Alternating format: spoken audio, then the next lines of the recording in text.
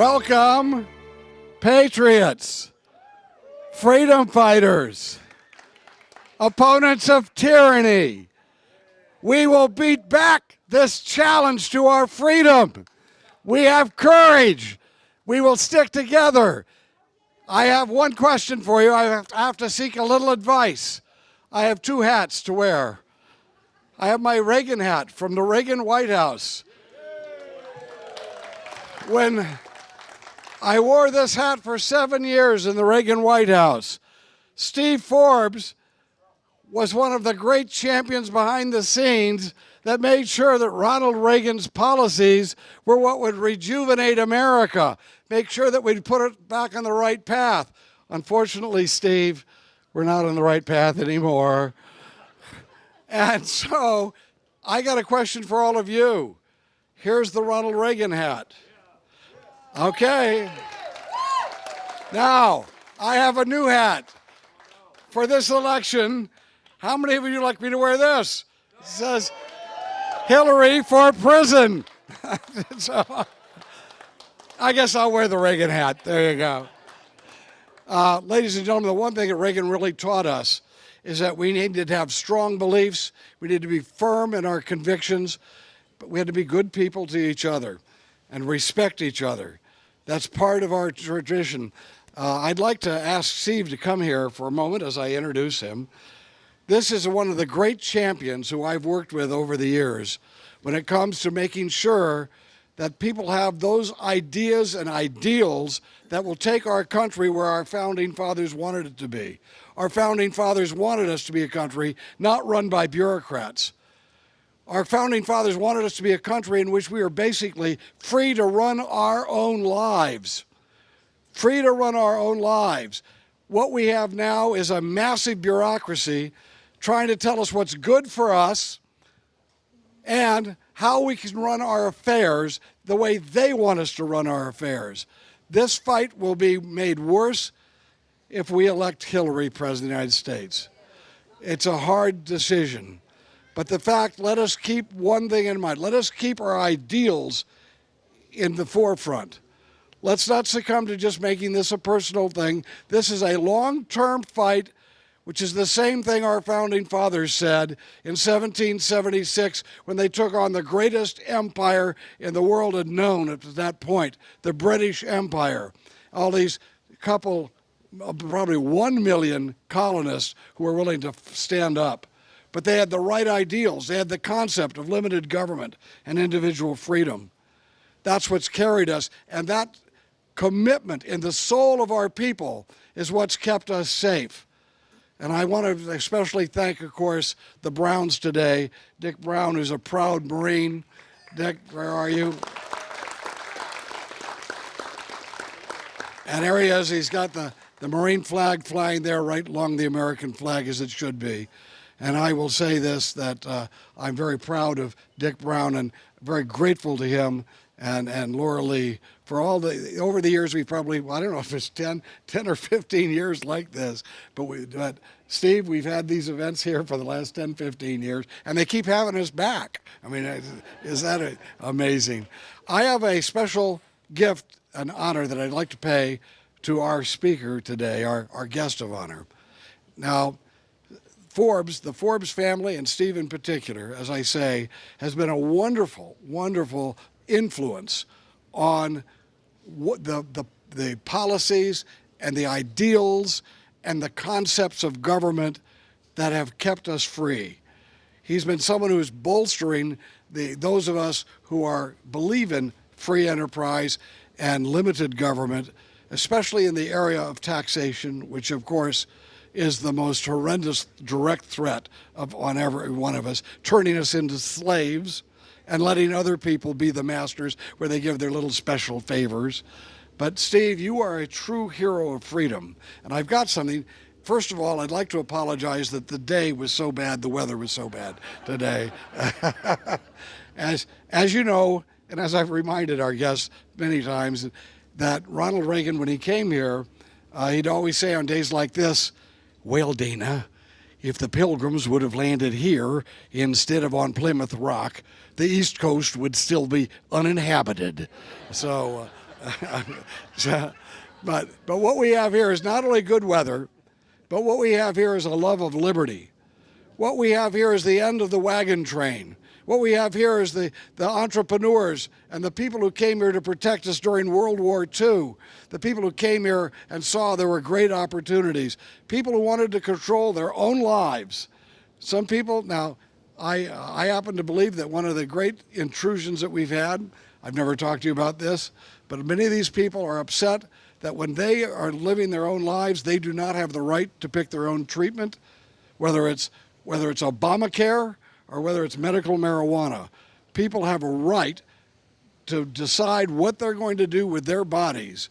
And if our founding fathers were very clear about that, in the sense our government didn't try to control people until somewhere along the line it got off the line, and then with a liberal infection, which meant the government can control every part of our lives. Tell us what to, in fact, they can take away half of what we do, making us slaves, in order to have the money to control us. Well, this is a different culture out here, Steve. This is what I call the surfing culture, all right? And you met Petros Browne, Petros, where are you? Here, somewhere. There he is, back there. Petros came here from Ethiopia. Wasn't great about California. Almost everybody came from somewhere else, okay. Came from Ethiopia, and now is one of the great champions protecting property rights of government trying to take it away. My surfing partner. Now, there are a lot of other surfers here, and in the spirit of surfing, I have puka shells for Steve. All right. But even better, I have got a medallion. And Steve, this is a special medallion. Rarely have we ever given it to a non-surfer. But Steve has made so many waves. He creates waves. Okay. So this is basically honoring you for making waves with the establishment, and we'll ride the waves, And what it is a Freedom Surf Team, and on the other side it has our motto. It has a surfer on the front, and on the back it has our motto: fighting for freedom and having fun. All right, Steve, that's for you. Puka shells for you, whatever. And I'd like to introduce to you my friend and a man who I knew helped us save America by getting Reagan on the right track so that we were actually doing things that were meaningful and had policies that would work, and they did work. And a man who now, through his publications and his activities, are trying to influence Americans to get our country back on the right track. Steve Forbes, my hero, and our friend, the friend of freedom.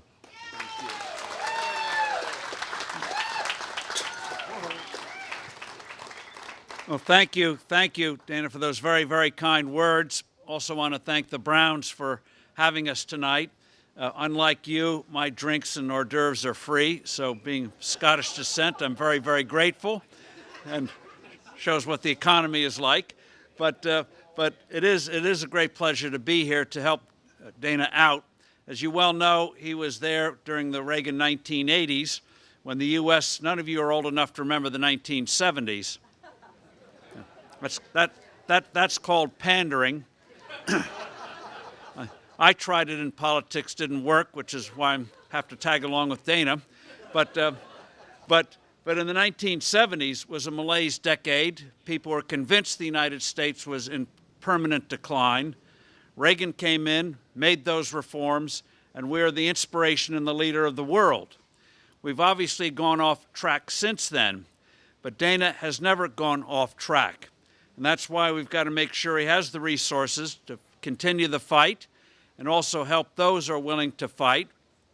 This is a tough state, and this year, with the fluidity of the election, every place is going to be tough. You can't take anything for granted anywhere. And this election is important. By the way, before I get to totally boring you, I do want to thank Rhonda for the Fuentes clap. I thought that was the greatest invention in the world, getting through a long list and just have a clap and the way to do it. That is saving resources, saving your energy. I mean, that's the kind of spirit we need in government. Tom Fuentes clap. But in terms of the stakes, and Dana touched on this, These are fundamental. He talked about the administrative state. It's not just the rules and regulations, it's the criminalization of just about everything. Back in the 1980s, they tried to count how many federal crimes there were. Once upon a time, there were just a handful. It was left to the states. They calculated, they couldn't find them all, but they calculated it was 3,000. They did it a couple of years ago, 5,000, but that doesn't include all the crimes contained in the regulations coming from all those so-called independent regulatory agencies. You know how many crimes there are now? 300,000. And a fellow, a notable defense scholar and attorney, writes for Forbes online, a fellow named Harvey Silverglate wrote a book several years ago called 3 Felonies a Day. If you're a professional doing anything during the day, you are probably committing felonies and you don't know it. And the idiocy, and first of all, the regs are written vaguely, so they determine how they're to be interpreted. So if they want to get you, they can. That's why Uncle Sam's name has become Uncle Tyrant on what they've done. And just a couple of examples of the idiocy out there. If you take your pooch, your dog, and walk him on federal property, and your leash is longer than 6 feet, you've committed a federal crime. It's true. You've committed a federal crime. If a girl, 11-year-old girl, true story in Virginia, fell afoul and had to go, the authorities indicted her for when she saved a woodpecker from a cat, but because she moved this particular kind of woodpecker, transported it a few feet, she was in violation of federal law of interfering with a protected species. And finally the courts threw it out, but they went after her. A fellow in Alaska sold some otters to a fellow who said he was an Alaskan native, which is legal. The guy wasn't a native, so the seller, who didn't know the guy wasn't a native, he said he was, had the papers, ended up getting indicted. And so this is the kind of thing. It's tyranny. Jefferson and others warn it's not going to be jackboots that are going to oppress us. It's going to be this red drip, drip, drip of tyranny, and you don't even know it. And if they want to get you, they can.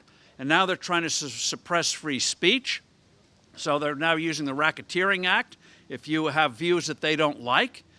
And this is not the country we need, the country we want, the inspiration of the world and the savior of the world. Let's be blunt about it. If it wasn't for the United States, the world would be a hell of a mess today.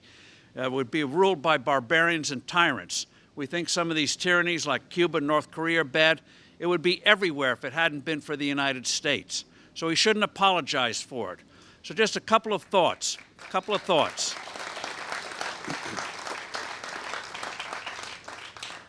things to keep in mind as we fight these battles. One is, one of the things the left has done so successfully is to portray government intervention in our lives, even though we can demonstrate it doesn't work, that these programs are wasteful, that they hurt the people they're supposed to help.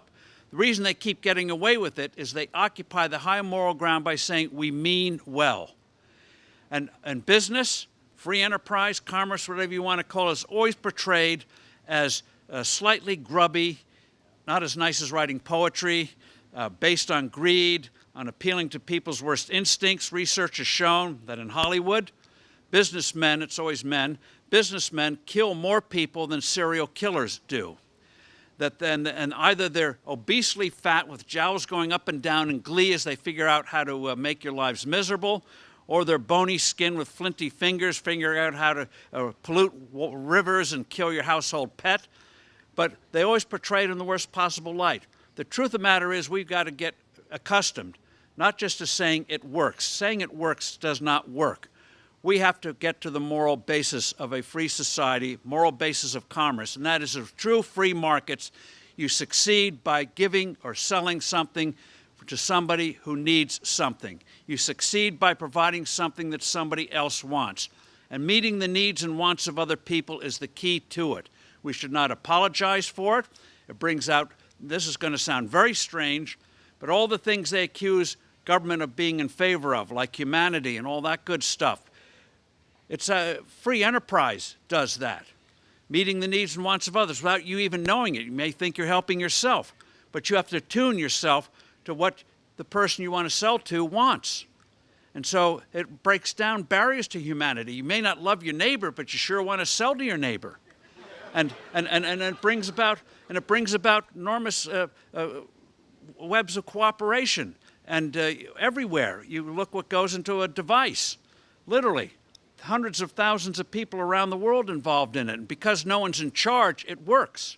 Because people in various companies and little shops do these things. And so it's a massive form of cooperation. And so those who say business is immoral, they point to the Bernie Madoffs and the like. Well, I got news for them. Human nature's not changed. People have been doing bad things. You just look at the Bible. People were doing bad things long before Adam Smith wrote The Wealth of Nations. And so you just look around in terms of bringing out the best in people, and we got to get over the inhibitions, not be so defensive.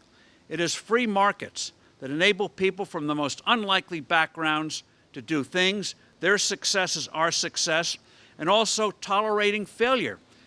This gets to another very, very important point. That's to ask a question. What is the difference between us today and people in the Stone Age, thousands and thousands of years ago?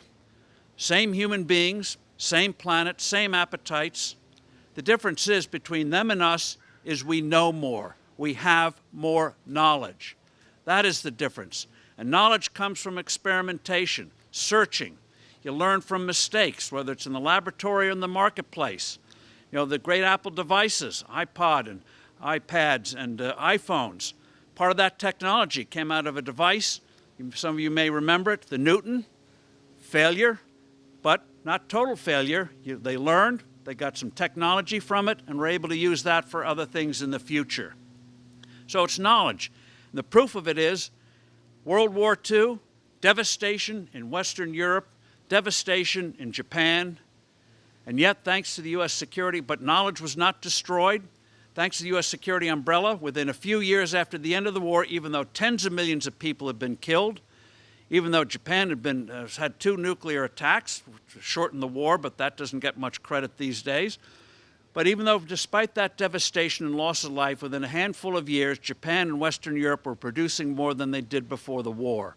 Why? Because knowledge was not destroyed. More modern example, State of Israel, modern state founded in 1948. This state supposedly has a water crisis. What it has is a politics crisis, a regulation crisis. And the proof of it is, State of Israel has less water than California. It's in a desert. Rainfall has been falling, but they don't have a water crisis there. Why? Because they've used knowledge, human technology.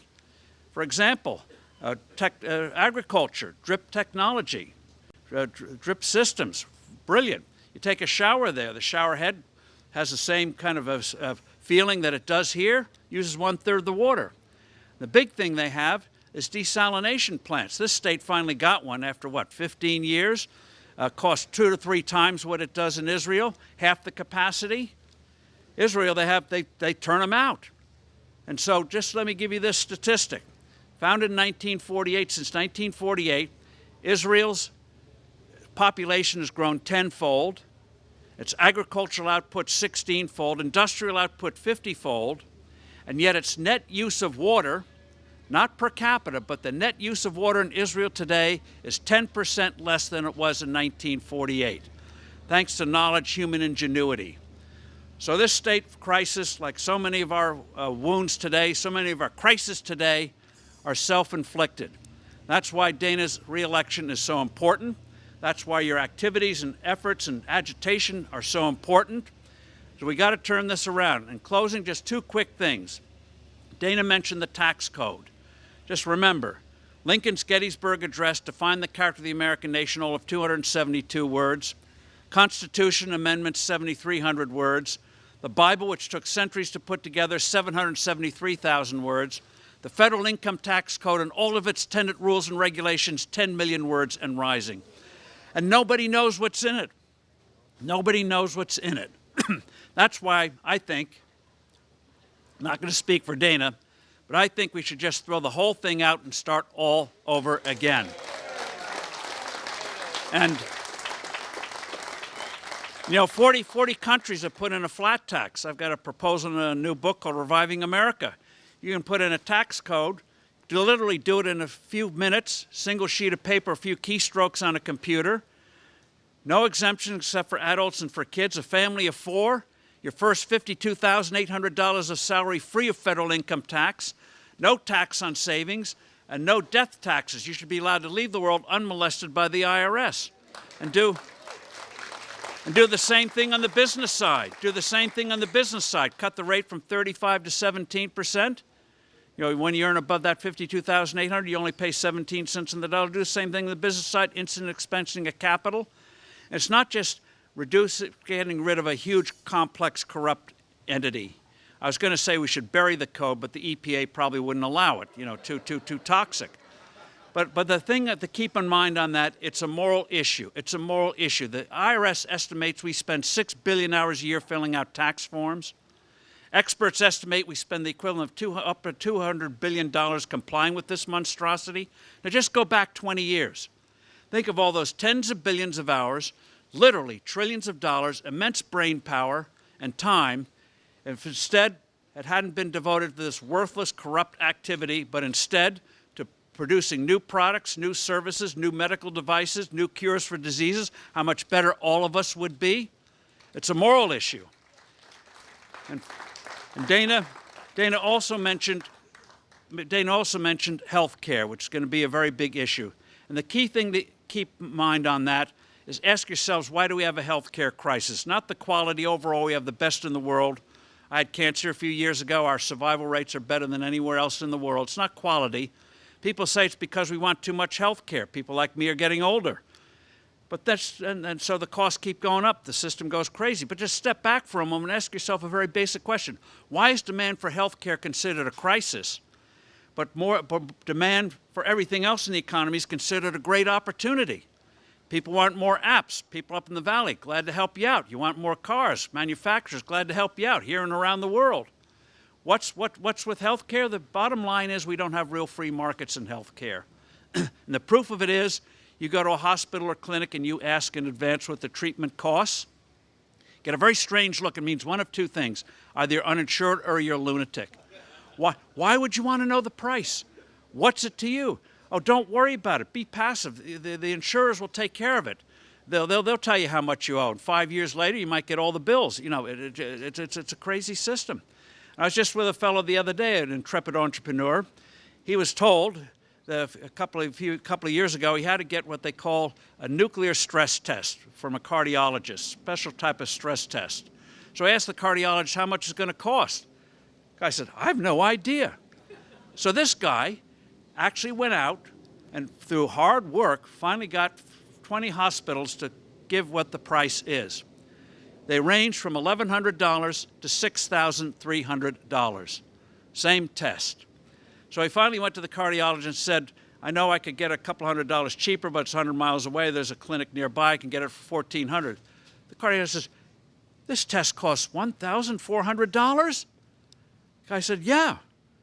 The cardiologist said, I had no idea.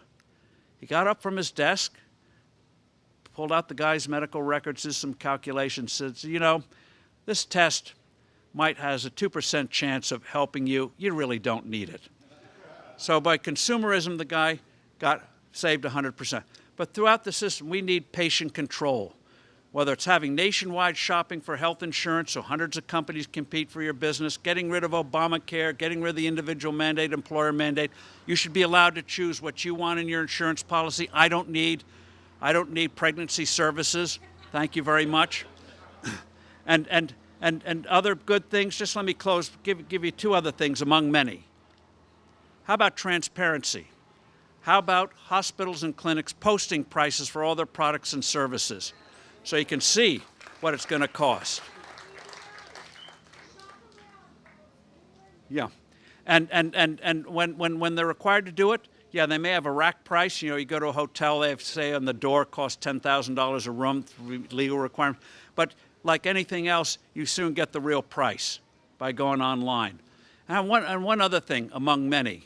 How about requiring hospitals to post each month how many patients died of infections after they were admitted? And so that way the institutions that are doing a good job, you want to go to them. This is basic information. We're not passive people. Getting to Dana's thing about liberty. Liberty means having that information. We can make informed decisions. You know what happens with healthcare when you do that? What happens everywhere else in the economy? Free markets and closing, always, without exception, if allowed to operate, will always turn scarcity into abundance. It'll do it in healthcare. Always does it. The example of it is cell phones. 30 years ago, first cell phone from Motorola, big as a shoebox, weighed like a brick, 40-minute battery life, cost $3,995. And you know, if the government had decided then that everyone should have a cell phone, today they'd cost $9,995. There'd still be only voice. Now today they virtually give them away. If you have to buy it, you can get a smartphone, mobile device for as little as $100. Whole world at your fingertips. We're so spoiled now that if we make a call out to outer Mongolia and it takes more than 5 seconds, we say, what a piece of crap this device is. What kind of service is this? Become so spoiled. So the bottom line in all of this, country's in trouble. But we've pulled ourselves out from before. We did it after World War II, when everyone thought we were going to go into another depression. We did it again in the 80s, thanks to Ronald Reagan and what Dana did with Reagan and in the White House and then in Congress. We can do it again. And that's why, even though things look discouraging today, we must continue to fight. The left never gives up. We must never give up, and we should continue to go out there and see what works to get the message across, because we have the message, the right message. Thank you very, very much. Thank you.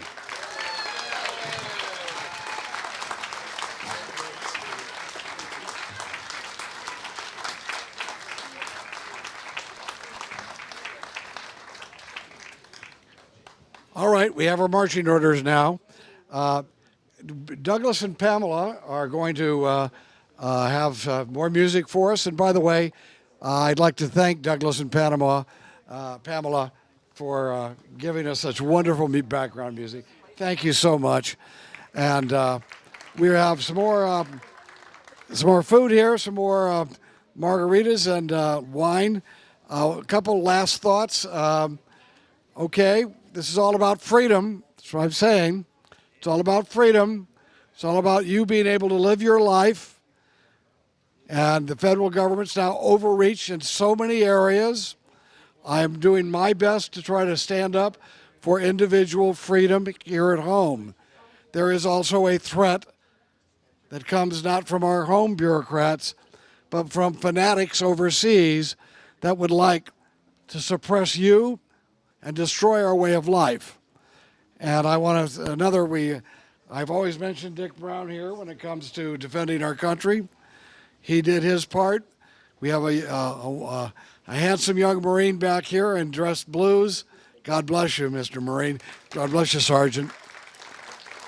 We have, and let me note, we have a number of Marines, ex-Marines and ex-servicemen with us, but we do have a lot of Marines here today. And if you are an ex-Marine, please introduce yourselves to Dick Browne when because this flag is up, this Marine flag's up every day. But let me just note this. Whatever kind of challenge that we have overseas, we can handle it. We can do it if we have the leadership. There is nothing that Hitler and the Japanese militarists, the communists that we've had to stand against for 40 years before they disintegrated, we can win this. But we need a president of the United States who is a commander-in-chief, who can say the words radical Islamic terrorist. This would be the equivalent. What we've got today is the equivalent of a president who would be unwilling to say the words Marxist-Leninism or communism during the Cold War. They tried to remember that there were a lot of people who didn't want to say that Castro was a communist. Every time he turned up during the Cold War, oh no, this guy's a reformer. And of course, the reformers were always Marxist-Leninists who were trying to overthrow a government that was friendly to us and install a government that would help them defeat the United States of America.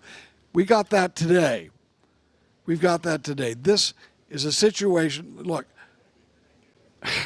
when we have the FBI who contacted and investigated this man from in Orlando that committed this horrible crime against 49 Americans. No matter who they are Americans. They are our business. And the FBI was doing its job, but it walked away from this guy. The FBI went and talked to his fellow employees, in which they said he was saying all of this radical stuff. And they walked away. They walked away because we have a president of the United States who is not in this fight. And our lives are at stake, and they want to kill us in order to terrorize America, so we will retreat from the world. We have got to have courage, and we've got to have new leadership. We've got to have that. That's what you are all about. If our country needs to go in another direction, you, the people, we, the people, have to make sure we have our voices are heard and that the leadership changes. It's not going to happen on its own. It's only going to happen if we are active in this political system. I always remind people, only about maybe 20 to 25% of the American colonists actually supported our war for independence. About an equal number opposed the war for independence. They were traitors. They were aligned with the king. They were Tories. And what about all those other people? All those other people are waiting to see who is going to win. And that means that we are the ones who will make their determination for them. The American people, all of your friends in your neighborhood, all of the people who go and vote are counting on you to make sure they know who the person that they should vote for, what movement they should support. I'm telling you right now, at home, which Steve has just outlined for us, freedom is in danger. Your freedom, your liberty is in danger from exactly what Steve was talking about. We have serious threats overseas. Now is the time for the patriots to stand up. We are a country of every race, every religion, and every ethnic group. We are Americans.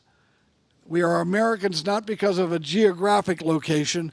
We are Americans because we believe in those fundamental principles that were outlined not just in the Declaration of Independence, but by the blood that was shed during the American Revolution. We, the patriots, have never cowered to step up when it was time to do so. I'm telling you now, this is the time to do so. In the next few years, if our bureaucracy gets us out of hand, and I will tell you, Steve mentioned it in passing, but we have a bureaucracy now that targets people for political reasons. Remember when Richard Nixon he had this enemies list? His enemies list was saying, don't ever cooperate with someone who comes in who has declared us their political enemy. Just don't help them out. That was Nixon's enemy list, and how horrible it was. This administration targets people who disagree with them and tells the bureaucracy, go out and get them. Put them in jail, ruin their lives, put them under investigation. This is a fascist administration. This is a fascist administration. Every way we can, we've got to make sure that we protect the individual rights of our people. I know some people disagree with me on this, but we've got some people here who do agree with me on this.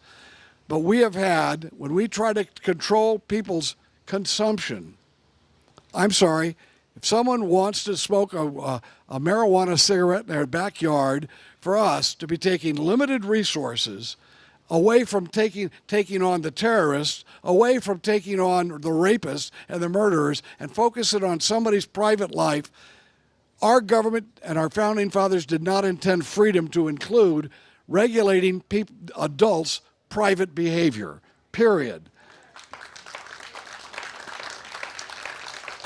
And how we make sure our country, with that philosophy, is going in the right direction. Those of us who have more traditional values, and I do. I am a Christian, a strong Christian, and I will say this. We have to make sure that the rights of Christians to promote our values is not undercut by a government that's trying to tell people that they will dictate what values we have. And this administration, of course, is dedicated to just that. The public school system has always been a problem, but today it's turning into a threat. The problem was it was inefficient. Today, when we have left of liberal activists in charge of the federal government, they are trying to superimpose their values on our children. That's why my children are homeschooled. And we've got to defend people's right to have home schools and charter schools, and we should make sure that we are an aggressive force to take education back to the states and to the local governments and to the parents and to the teachers, and get the bureaucracy and the federal government out of that picture totally. And that's, so anyway, you've heard all of this before. And I'm just going to leave with this. I've spent my whole life doing this, okay? I mean, it was, my dad flew spy missions along the China coast when I was a kid. And we lived in Iwakuni, Japan. And I think that I remember that one day my father showed me, it was a Life magazine, where you had some young people in Hungary who were throwing fire bombs at Russian tanks. And I immediately knew which side I was on. Today, we must be that, and our children must understand, and as Steve talked about, we must understand we are the hope for the world. What kind of world would it be had we not had these young Americans who left their farms like my father, people like Dick, who's left his life and joined the Marines and the other services, went out and defeated the Japanese militarists who sought to dominate half the world, fought the Nazis, who would have had this horrible racial hatred type of approach to socialism, National Socialism. What kind of world would we have lived in had those Americans not done their job? What kind of world would we have lived in had Ronald Reagan not stepped forward and been able to lead us and lead our people into combating communism? And when we did, it disappeared. It evaporated. We have those very same challenges today with our bureaucracy and with those threats overseas. We patriots need to stand up. You are the patriots. That's why you're here today.